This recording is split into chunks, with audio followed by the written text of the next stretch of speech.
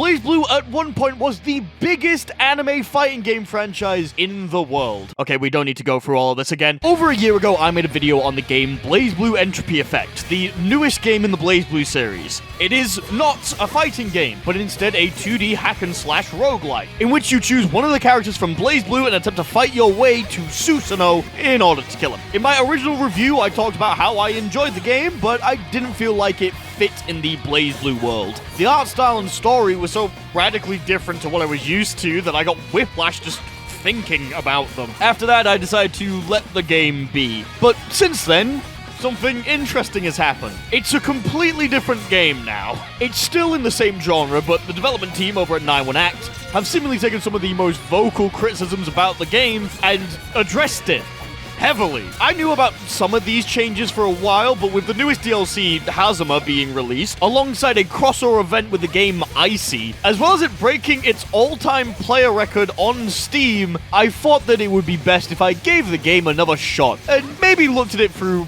another perspective. So, let's talk about BlazBlue Entropy Effect.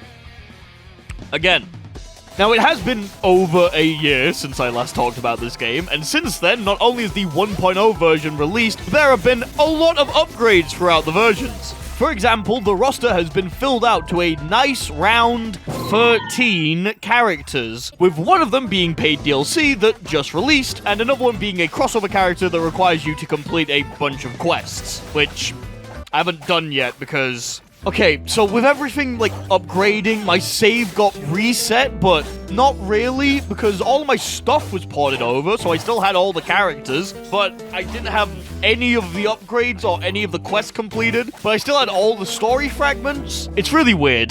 The new character does look cool, though. I don't know anything about Icy, but it was a lot of fun to play in the teaser that they made. Jin wasn't in the game last time I played, and while I expected to not enjoy the character at all because it's Jin Kisaragi, he's actually really fun. If you perfect dodge with him, it slows down time and makes it sound like you're trapped inside an ice cube. It's kind of like Bayonetta's Witch Time, just a little bit more lenient. I also don't think Rachel was in the game last time I played, but she might have been there, and that's my excuse for not playing her at all. I'm already out of my wheelhouse so much. Please don't make me play Rachel. The biggest changes, though, are to how the title feature works. If you remember, you used to gain entropy the more that you played. The higher that your entropy was, the higher the likelihood that you got a debuff when entering a new room, as well as getting rewards for completing certain tasks. You could lower it by going to a rest spot and reducing it that way. This system has been completely renovated. Now the entropy is accumulated before you even enter the roguelike mode. You're able to increase the entropy by adding more debuffs to your run. In exchange, you gain specific buffs and better rewards. The higher the entropy, the harder the game is, but the higher your combat score will be at the end, thus making future runs easier. You ever played Hades? You know the heat system?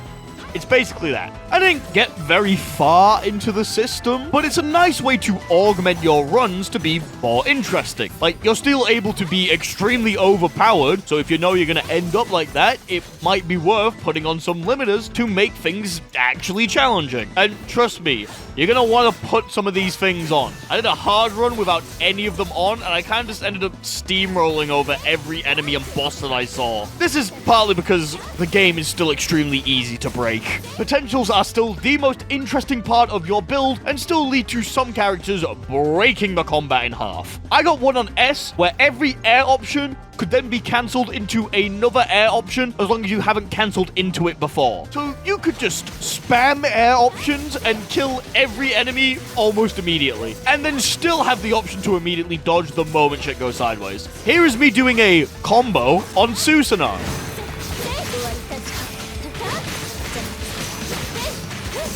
Yeah, potentials are great. Each character has stuff like this, and I'm pretty sure you're given more potentials than you were previously. It used to be that you got one potential at the end of each stage, while having the possibility of getting one in the middle of the stage if you bought it or found it. Now, though, you still get one at the end of each stage, but you have the possibility of getting 2 or even 3 in the middle of the stages. This means that you are able to scale ridiculously well because you just unlock more shit. It can genuinely feel like at the start of stage 2, you can be invincible. if you get lucky with your potentials. You're also able to re-roll your potentials now if you want to get a specific build, which is actually a really nice system. Builds in these kind of games are obviously the main thing that people want to do, so being able to go for a specific one or try to get specific items really just scratches that bit of your brain where you want to be a nerd about the build that you're making. To counteract this, though, the game has put in a couple of countermeasures to make it so that you don't get too powerful too quickly. Now, there are 3 new types of rewards that have all been added to the game. All of these rewards give you something extremely powerful, but at a cost. Black markets, trials, and covenants. Black markets take away a large chunk of the player's HP in exchange for a game-breaking effect. Generally, they have a requirement that you need to meet, so maybe you need to clear the stage perfectly without getting hit, or you need to do something cool within the stage. Honestly, most of the ones I got were clear stage with either a perfect or just a normal ranking. Every time you complete this task, you then get a compounding buff. So let's say that if you clear the stage, you get an extra 500 HP. Every time that you clear a stage, you get 500 HP. This means that the more and more you complete the task, the easier and easier it gets to then complete it again, which means that you get more powerful, which means it becomes easier to complete it again, which means you get more powerful, and it just keeps going and going and going until you have shit like this. Look at this health bar! Black markets feel like an extremely risky bet. They can make or break your runs. If you get a stat increase a couple of times, you can become an actual god, but for the next few rooms after taking it, you're gonna be squishy as hell. There was one I had which increased all of my damage every time I got a perfect clear, but I suck and I couldn't fully utilize it, and due to the decreased health, I died super quickly and ended my run right there and then. These are a really cool option for players who want to spice up their runs and just break the game over their knee, but they still come with some kind of challenge. Trials are similar to the black market, being debuffs that will offer you a reward if you meet certain conditions. The difference is, while black markets take away your maximum health, trials downsides can be a bunch of different things. Generally, the downsides mimic the upside, so I had one where I got every debuff in the game, but if I cleared 5 combat encounters with it, it then turned into every buff in the game. This was the run where I steamrolled the game, but I also picked the one that I thought was going to be the least impactful. You can get some real evil shit with this. And finally, we have covenants. I only ran into these one time, so please forgive me if I get some things wrong about them. Again, these are similar to trials and black markets, but the downsides are varied and permanent, but the upsides are immediate and powerful. For example, I took one that gave me 150 exchange points every time I completed a room, but I started every fight with minus 100 MP. Waiting for your MP to recharge before you can do your special move could kill some builds, but you get so many credits that you never have to actually worry about affording anything again. These generally feel less game-breaking unless they really synergize with your build, but they can be great trades if you play your cards right. These new types of items all add the general philosophy of what Entropy Effect was going for, but in a more unique way. And all of these are extremely powerful and quite interesting effects at the cost of something valuable. All of these take the general idea of entropy and make it more interesting. And the best bit is you can use these to tailor the run to how you like. If you're going through a run and you find it all a little bit too easy, take that black market deal. See if you can live through it. Try that trial out that sounds a little bit too hard. Take a deal with a covenant where you fucking get kicked in the balls, but now you like one-shot something. I don't know, I barely saw them. These have the possibility to break the runs in half, but for the next couple of rooms that you have them, it's gonna be a lot harder to just play the game. With the combination of the new characters, the changes to entropy, and the new rewards, what are my overall thoughts on the game then?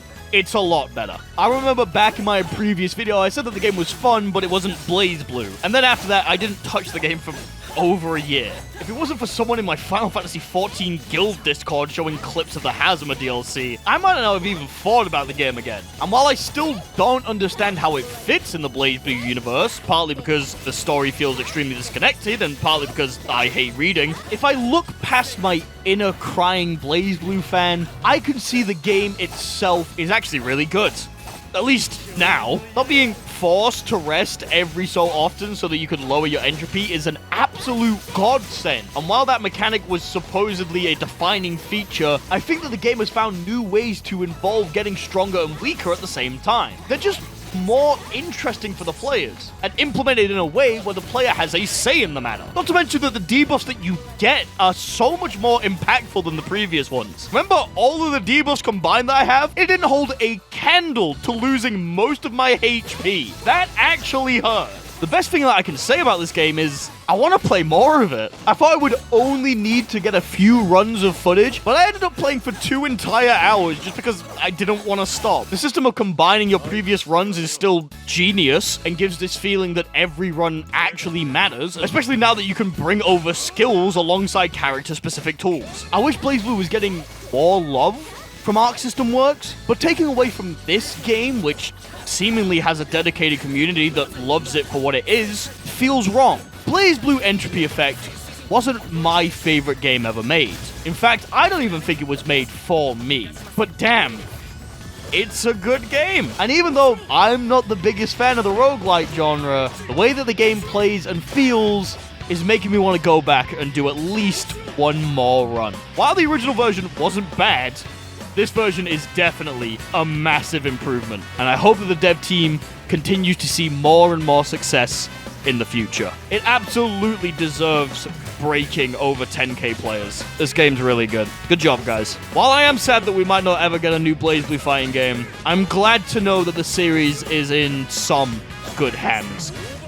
As always, a very special thanks to 64MHz, Almost Nap Time, Angel OS, Axolotl Syndicate, Daniel Wiedericht, Edison Luttery, Fexo, FL Maxler, Games.png, Haywire Nova Elite, Hoffmeister Bear, I Am Naoto, It's Riley, Knife and Spoon, Caridycat, MP04, Mr. Glenn, Nubus, Ray W, Sergeant Cubby, Slimy Gal 42, Super, Forcon, Velvet Puppy, and Zandatsu for being Tier 2 patron supporters.